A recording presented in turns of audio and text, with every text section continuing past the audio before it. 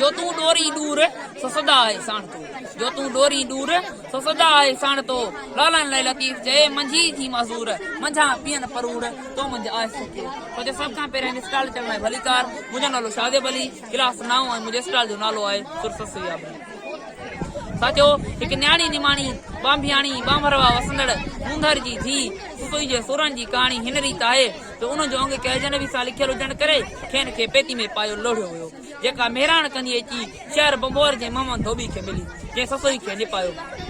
सचो उन ज़माने में केच मकरान जा कफला वापार सांगी बंबोर रहंदा हुआ उन्हनि वापारियुनि मां कंहिं वापारी ससोई जी सूंह जो ज़िक्र पुनू सां कयो ऐं पोइ पुनू बि अतुर अंबीर ऐं मुश्क साण करे अची बंबोर निकितो मोहबत जन जे मन में तन कशंगी तार मोहबत जन जे मन में तन कशंगी तार पी प्यालो उन जो उन से उन थियार पुनू पाण प्यार तो उन सी उन जाया साचो उते अची पुनू ससोई जी सखी सां दिल जो हाल हुयो उहा सखी साहेड़ी बि बिना के हबक जे ससोई सां पुनू जो ज़िक्र कयो ससोई बि मोहबत में मोह थी वई ऐं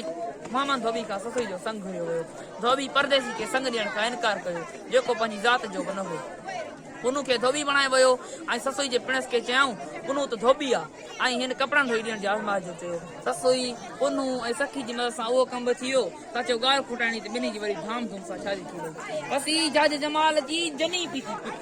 बसि झाज जमाल जी जनी पीती पिक अपर उगा जो छो सूरननि खे सिक हर न भॻनि हिकु सदा सायर सीर में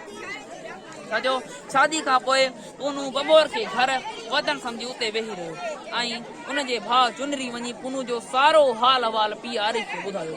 पुनू जो पीआरी बेहाल थी वियो ऐं पंहिंजनि टिनी पुटनि होती नोती ऐं चुरड़ी खे पुनू खे वठी अचण जो कमु सौंपियई उहे टई ॼण बंबोर आया त ससुई पुनू खे नशो ॾेई सुते ससुई जो वर पुनू खणी हलिया विया जुदाई जो जाम ॾिना ॾुखीअ खे जुदाई जो जाम ॾिना ॾुखीअ खे मंगल मुंहिंजे मन में ॿारियो हो तमाम अर्ख जो आराम काकुल पसी काहियो साजो ससुई जीअं ई निंड मां उथी त मिड़ो ई माजरा ॼाणे बंबोरा बस करे पुनू पुठियां वञण लॻी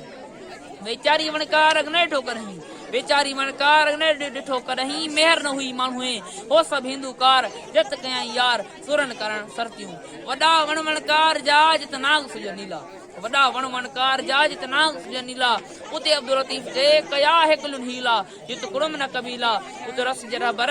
राह में साचो हिन सुर ससुयावरी में शाह अब्दुल लतीफ भेटाई ॻाल्हि सम्झाइण चाहे थो त पिरी सां प्यार कंदड़ पाण पिरी थो वञे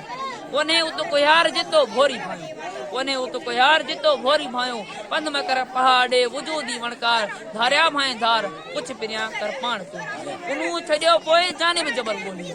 कुनू छजो पोए जाने में जबल गोलिए तीहा तंगू करिए जीला तू जोए साजन सुन निहारिए दुखी ओ कयोए हाड़ी होत न होए वरी पुछ बैठन के ऐं आखिर में एक बेत वञी छोवणकार हित न गोली होत वञी छोवणकार हित न गोली होत खे लिको की लतीफ से 12 चोबे पार छी सती बद सदरो पेट कुमुसी पार नाई नेण निहार तो में देरो दोस्त सच में